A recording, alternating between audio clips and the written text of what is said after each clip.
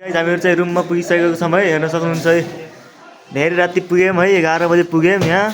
हेर्नुहोस् त सब साथीहरू फ्रेस भइरहेको छौँ है, कपडा निकाल्दै। हाम्रो प्रकाश जस्तो एकदम धेरै थाक्नु भएको छ है, ह्याडफोन निकाल्नु भएको छ।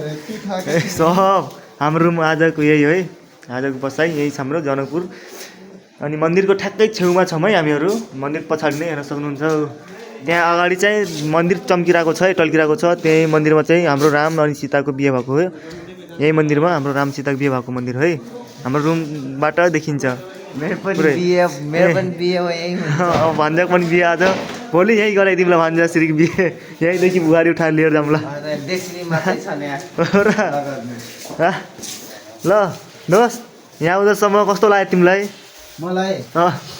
मलाई त राम्रै लाग्यो दोस्त, तर ढाड दुखिरहेछ लास्टै 350 किलोमिटर यार। अनि दोस्त कस्तो छ तिमीलाई? टाउको चिलाइरहेछ।